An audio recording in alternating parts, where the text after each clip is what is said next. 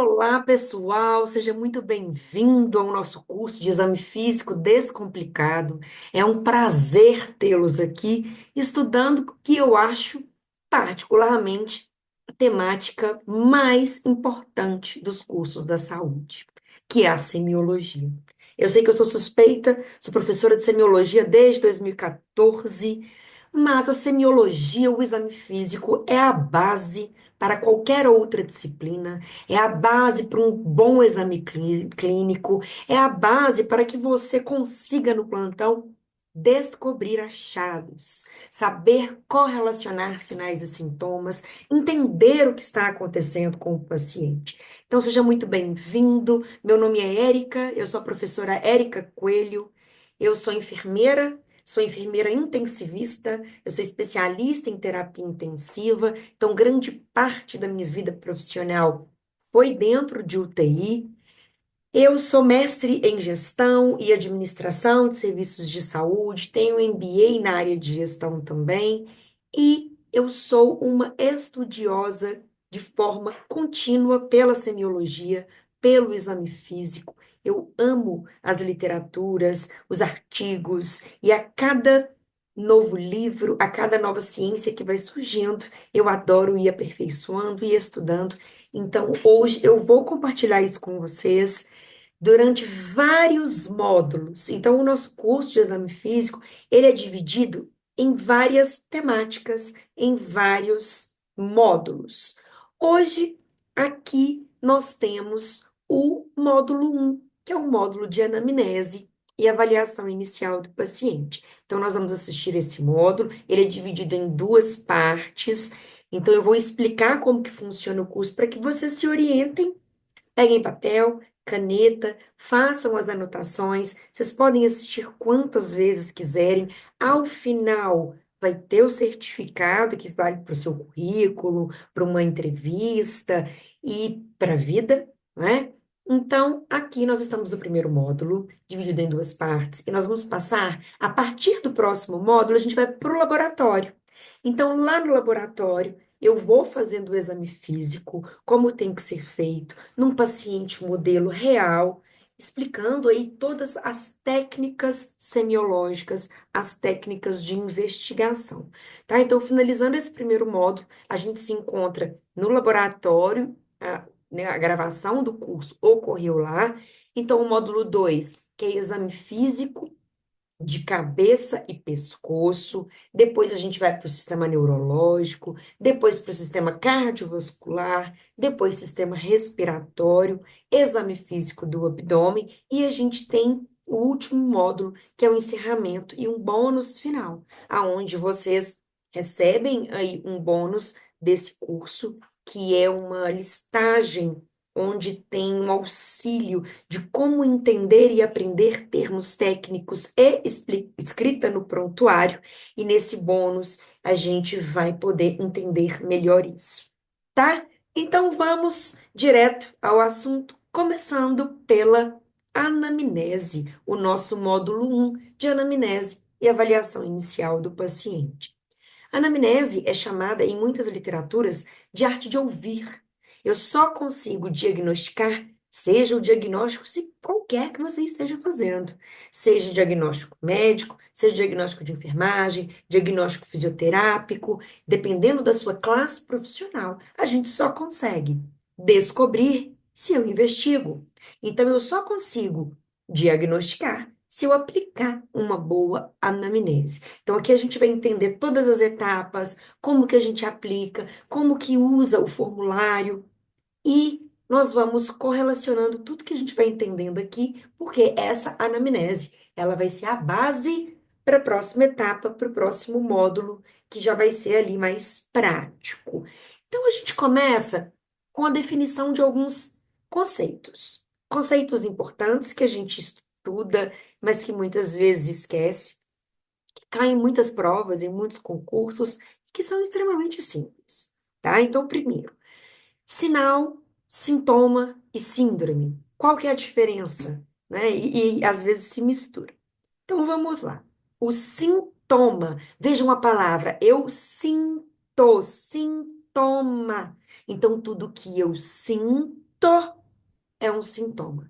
Então, o sintoma é uma sensação subjetiva. É aquilo que, se o paciente não me contar, eu não consigo descobrir. Então, o sintoma, ele não consegue ser observado pelo examinador. O sintoma, ele tem que ser relatado por quem está sentindo.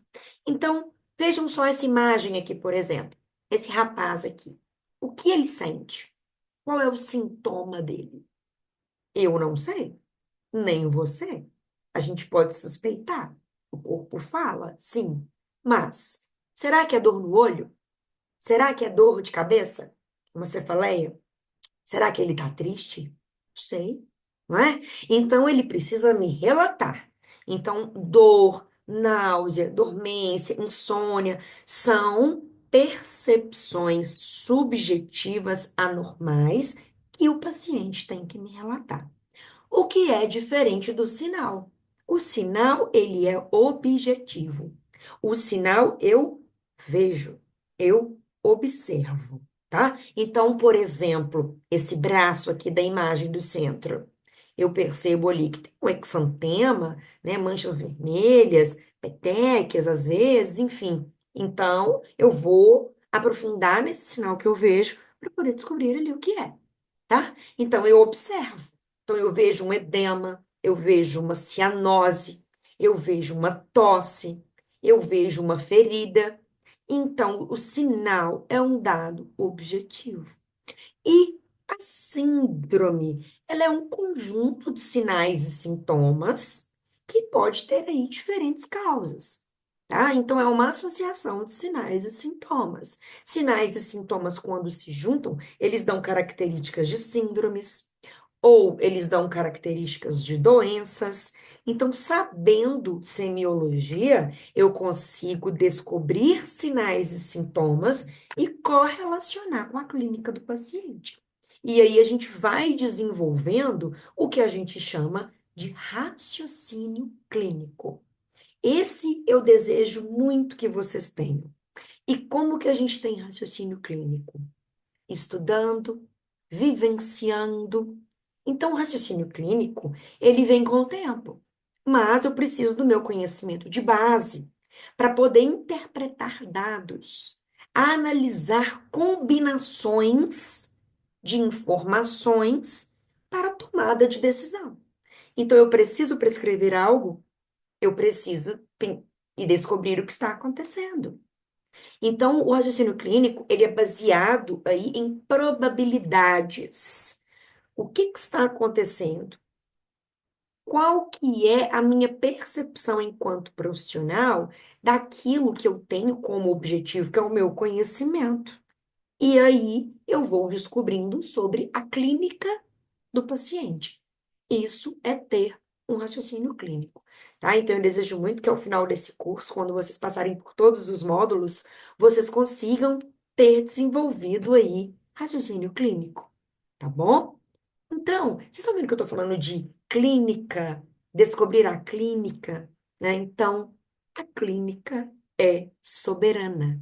Já ouviram falar essa frase? A gente sempre escuta esse termo, não é? Na área da saúde. Então, é porque nós temos um tripé na medicina. Esse, essa clínica como um todo, ela diz da minha percepção enquanto profissional, que é a aplicabilidade da semiologia, do meu exame físico, tá? É o meu exame clínico.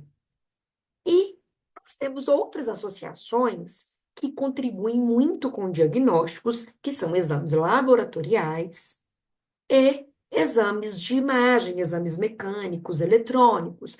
Então, por exemplo, é realizado um exame físico de um paciente que tem uma suspeita tal.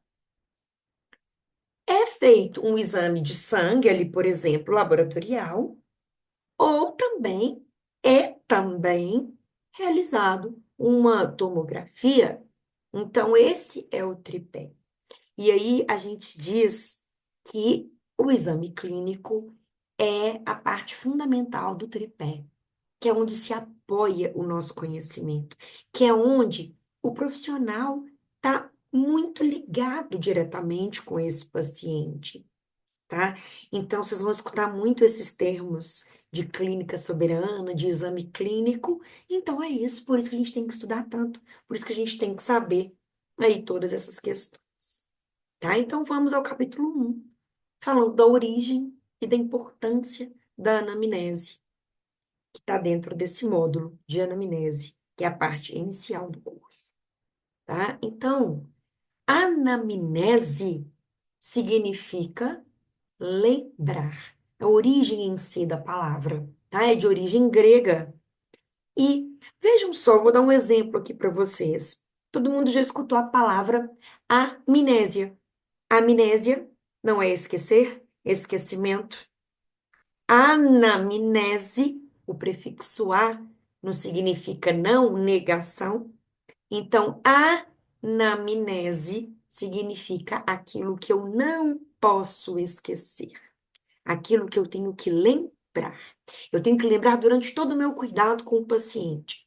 É aquilo que eu não posso esquecer de colocar no prontuário. É aquilo que eu tenho que investigar, que vai ser solução se eu lembrar sobre isso durante todo o meu tratamento, tá? Então, a anamnese vem de referência aí de uma deusa grega, que é a deusa da memória. Então, daí que vem a origem dessa palavra. E a anamnese já era falado lá de por Hipócrates, tá? Desde a história da medicina já se falava na anamnese e diziam aí esses termos, tá? Então, atualmente, as coisas vão evoluindo e eu tenho anamnese como alguns termos aí específicos. Então, sempre que falar de anamnese, eu lembro de investigação, eu lembro de coleta de dados, eu lembro de entrevista. Puxa essa setinha aí e anota essas três palavras vindo de anamnese. Então, é investigar mesmo, é formular hipótese diagnóstica, é investigação. Eu estou coletando dados para ter uma boa tomada de decisão. Então, a coleta de dados é quando a gente vai responder ali várias vezes para algum profissional. Ah, tem algum caso de câncer na família? Já fez alguma cirurgia? Todo mundo já respondeu alguma anamnese, não é? Então a gente vai estruturar isso aqui hoje para que vocês saibam aplicar de forma prática e objetiva. Então a coleta de dados é entrevista, é face a face. Muitas vezes o paciente não vai conseguir falar, mas mesmo assim você vai coletar. Seja com um acompanhante, seja com outro colega que está te passando o caso, seja com informações no prontuário, tá? Então, a entrevista também é um momento que, em uma consulta ali onde eu consigo manter um vínculo com o paciente, é a hora dele te conhecer, além de você conhecê-lo. Então, quantas vezes a gente já escutou assim: nossa, eu fui numa consulta e fulano nem olhou na minha cara. A gente não pode ser esse tipo de profissional. Então, a anamnese é o momento inicial, estabelecer uma boa relação profissional-paciente. É o momento de criar vínculo, é o momento de passar segurança, tá? Então, esses três pontos são sempre importantes que vocês lembrem na hora de falar aí de anamnese, tá? Então, a anamnese, ela é fundamental e importante para ter uma boa base diagnóstica, para estabelecer vínculo e para ter uma compreensão holística. Um paciente que deu entrada com uma fratura de quadril, ele não é a fratura de quadril, não é? Isso é beabazão, não é? Da área da saúde, a gente sempre fala sobre isso. Então, por trás de um paciente que internou numa urgência para uma cirurgia de apendicite, uma apendicectomia, por muitas vezes, às vezes era uma mãe que estava indo buscar uma criança na creche, que não tinha rede de apoio, que precisa trabalhar de forma autônoma e que tem outras dores sociais. Então, é um todo, é muito extenso, não é? Então, nesse momento, a gente vai descobrir, tá? E essa questão do vínculo, ela vale tanto para esse paciente que está entrando num centro cirúrgico, quanto para um paciente que você atende numa UBS. se você for um enfermeiro lá da saúde coletiva, por exemplo. E aí tem muito mais coisas a serem investigadas, não é mesmo? Então nós vamos ver tudo aqui que a gente tem que saber para ter esse tal desse olho clínico, para ter uma análise precisa do caso, não só do patológico, mas do humano. Então, é valorizar queixas que vão se estender desse paciente. E eu fico muito triste quando eu ministro esse curso em sala de aula e que eu escuto, até parece que é assim. Não é assim, é porque esses profissionais ou não tiveram esse conhecimento que vocês estão tendo a oportunidade de ter ou não querem. Só que vocês têm que querer. A gente tem que querer fazer diferente, fazer uma saúde diferente. Então, valorizar detalhes, ter uma compreensão completa desse paciente, é isso que vai diferenciar você de um profissional destaque, benquisto dos outros, certo? Então, a base de um bom diagnóstico é a boa anamnese. É o momento de prestarmos escuta empática, de falar com o paciente, mas permitir com que ele fale. Ou o seu acompanhante, caso ele não consiga, né, caso seja um bebê, caso seja uma pessoa confusa, caso seja um paciente inconsciente. Então, são várias estratégias em inúmeras situações diferentes que a gente pode aprofundar, tá? Então, qual que é essa estrutura?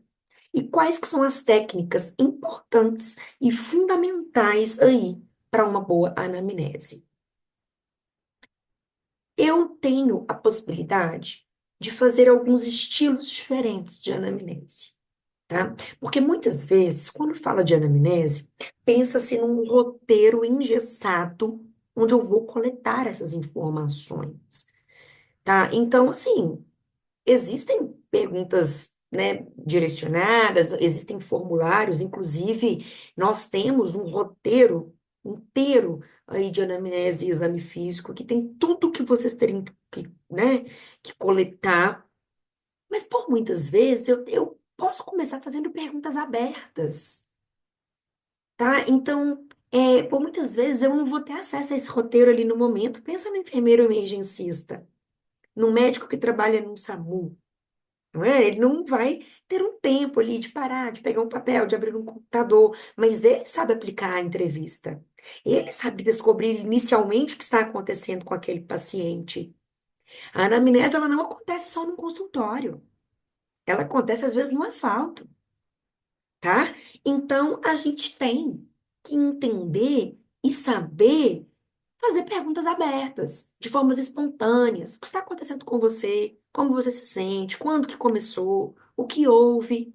Isso favorece uma narrativa natural do paciente, tá? Eu posso também ir direcionando, tá? Mas aonde que dói?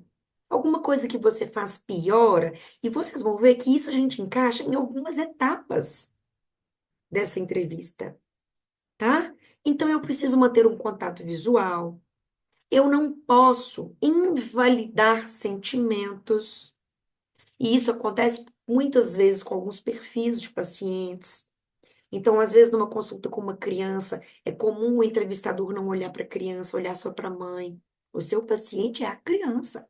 Olhe para ele, converse com ele. Isso acontece muito em consulta com idosos. Então, o seu paciente é o idoso. Tudo bem que ele chegou ali com um filho mais novo, que sabe muito mais te descrever o caso, mas você tem que ter um contato visual e acolhedor é com o seu paciente também. Cumprimente o idoso primeiro. Dirija a palavra a ele. Explique em um vocabulário que ele entenda, tá? Então, são pontos importantes antes da gente falar de técnica em si, ok? Então, nós temos a entrevista livre, o exemplo que eu dei, por exemplo, de uma urgência. Então, é flexível, o profissional ele vai conduzir de acordo com o que está acontecendo. E nós temos a entrevista estruturada e semi-estruturada. Então, pode ter aí um roteiro rígido, engessado, padronizado, às vezes num setor que você trabalha. e você vai coletar, às vezes até num sistema onde você vai clicando e marcando, que é até o exemplo do roteiro que eu falei que a gente tem aqui na Código Azul, que ele traz isso tudo de forma extremamente estruturada e detalhada, que eu acho ótimo para aprender. E o semi-estruturado, onde há uma flexibilidade, onde nesse nosso roteiro também tem ali espaços para a visão do profissional, para a percepção do profissional diante o quadro, tá? Então, vamos entender quais são esses componentes detalhados da anamnese e, antes de partir para o exame físico, a gente vai entender cada parte, cada estrutura, os componentes da anamnese. Só que isso vai ficar para a parte 2 da nossa aula, tá bom? Então já pode entrar aí na parte 2 que eu espero vocês.